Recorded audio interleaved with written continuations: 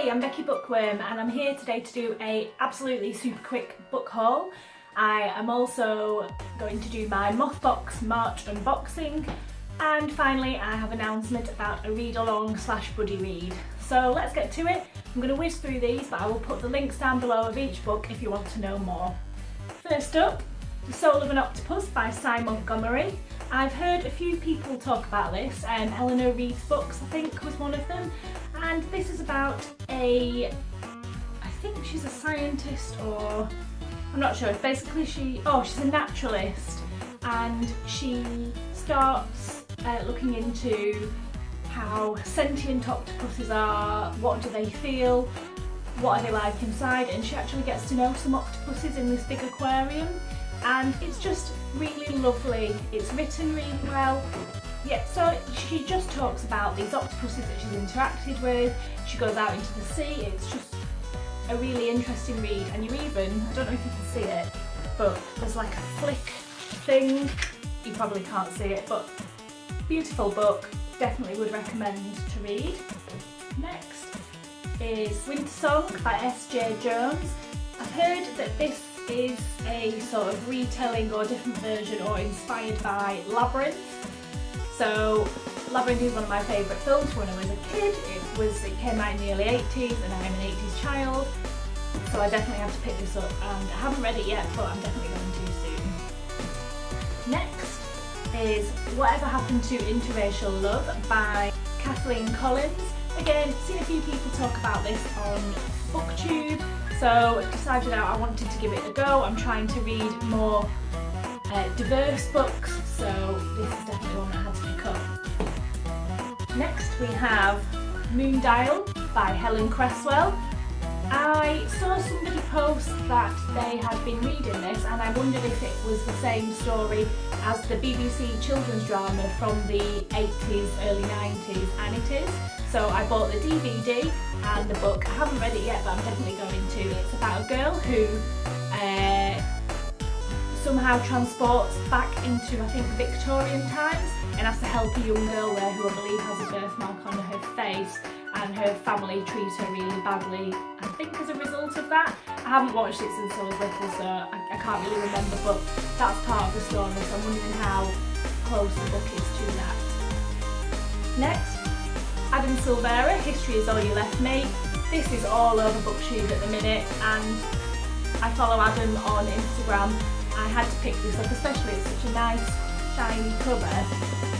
This is apparently a bit of a tearjerker about two men who both lose the same guy. One is the current partner and the other one is a past partner, and these two guys end up not together, but I think end up interacting as a result of them both knowing and both grieving for this guy. And The Collapsing Empire by John Scalzi. I've seen quite a few people talk about this. As far as I know, this is a space opera, and it's the first in a trilogy, I think. Again, I'll link this down below if you want more information. And now we're up to my library book haul. So I'm trying to use the library a bit more at the minute to try and stop me buying books. I know because of that haul you can tell that's not going well. I'm just getting twice as many books, but at least I'm not paying for these. So the first one is Everything Is Tea by Evie Wilde and Joe Summer. I actually read this on the bus on the way home today. It's about a young girl whose family go and stay with some of their family in Australia, and the little girl gets a bit obsessed with sharks. And it's all in black and white. There's some absolutely lovely imagery in here. Some of it is a bit gruesome, so just be aware of that. And there was a bit in it that I didn't really like. I won't say what it is, but it was just not very nice. But yeah, this is about a girl who just talks about her life and how these sharks seem to follow her everywhere, figuratively, I think. I think it's meant to be sort of a metaphor for life. The Unnoticeables by Robert Brockway. I decided I've not been reading a lot of horror recently, and it is something that I usually read quite a lot of. So I found this in the library, decided I'd pick it up. Set in the 1970s in New York. There's monsters in it, I think, and demons and all that type of stuff. So I wanted to give that a go. Monster Calls, Patrick Ness. We all know about this, it's been out at the cinema. Apparently it's a bit of a tearjerker, so I wasn't going to read it, but when I saw the illustrated version in the library, I figured I might as well pick it up and give it a go. So, next is Lucky Penny, and I'm going to have to look at this, by Anand Hirsch and Yuko Ota. So this is about a girl called Penny, and I think she just has bad luck from what I can tell. I don't know much about it, it was just something that I randomly picked up. I haven't read it yet, but hopefully it'll be quite enjoyable. Finally, in my library book haul, we have The Lives and Death of Mark Bolan by Leslie Ann Jones. My mum was obsessed with Mark Bolan, she probably still is, and I grew up listening to his music and listening to her talk about him, and he died very, very young. I think he crashed into a tree in his car. I think he was only in his 30s. So I figured I would learn more about him and read this book. And also, look at the cover. Look at that.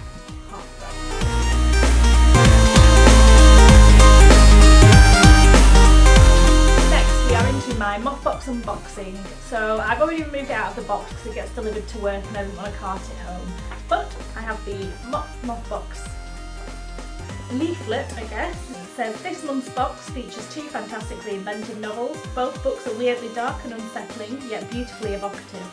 They offer distorted versions of our own world whilst commenting on contemporary social issues. The novels have completely different writing styles, but both delight in the strange and surreal. We hope you delight in them too. So they sound really interesting. It's good to see that something a bit different. Every month there's a different theme, so interested to see what these are. You can see they're beautifully wrapped, and they, as always, come with a bookmark with a quote from said book. I won't read it because it says what the book is. Let's undo it. Don't know why I'm trying to sing to you. I can't get it off. Okay. And they're always really beautifully wrapped, these. Oh, bugger. Oh. Okay. This is 100 Shadows, translated by Jung Yewon and written by Hwang Jung-gun. Sorry if I've pronounced that really wrong. Here, so you can see it. Hopefully I haven't ruined it. Winner of the Man Booker International Prize, this. So there's no... Oh, here we are. In a slum electronics market in central Seoul, a city better known for its shiny skyscrapers and slick pop videos, an awkward tentative relationship grows between repair shop assistants Yoongo and Mujay.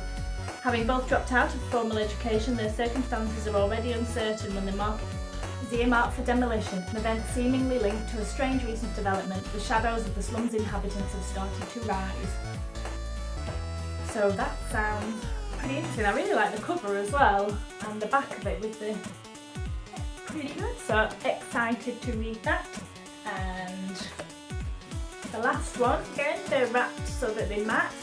This feels like a hardcover this time, and this is the 3rd Moth Box that I've got. There have only been 3 so far, and they've all had 2 paperbacks in them, so quite exciting to be getting a hardback this time.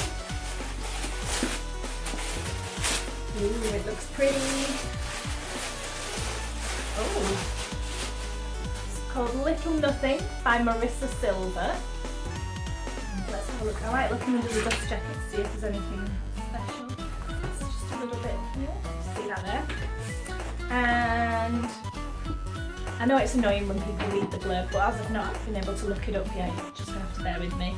In an unnamed country at the beginning of the last century, a peasant couple longs for a child. Despairing, they turn to gypsy tonics and archaic prescriptions. On one cold wintry night, the couple's wishes come true. But the silence that follows the birth forewarns of darker days to come. Strangers look on askance and fall speechless in the child's presence, and villagers protectively hush their children as they pass on narrow market lanes. Pavla is no ordinary child, but then this is no ordinary tale. Ooh, so, yeah, I haven't heard anything about this, same with the other one, not heard about either of them, but I trust Mercy has very good taste. I've liked every other book that she's done so far, so I am really excited to read this.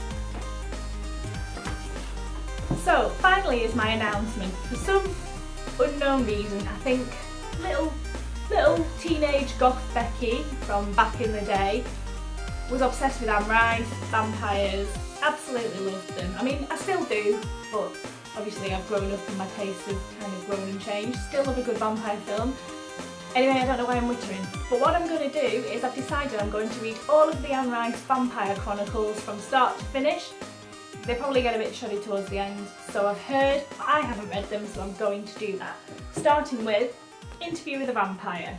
So I think I'm going to try and read one of the Vampire Chronicles a month. I'm going to read through them chronologically, and I'm going to start this in April. If anybody else is interested, I don't know whether to do it a read along or as just a buddy read. If you comment or send me a message, I usually leave the link to my Goodreads and everything down below, or you can just comment on here and I'll pick it up and we can read it together and we can have a discussion about it. I can set up a Goodreads group, whatever. I'll just see if anybody else is interested first, but it's been a long time since I've read this, so I wanted to give it a go, and I'm pretty sure I've heard that they're remaking Interview with a Vampire, but I guess we'll see. So, absolute whirlwind video today. Sorry if I seem like I'm rushy, but I've got to go do some yoga now. I've started doing it regularly because it's helping my neck, so I am going to get on with that, and I will see you in another couple of days with another video. If you like this video, please give me a thumbs up and please subscribe. And I will be back in another couple of days with some more videos. Big hugs.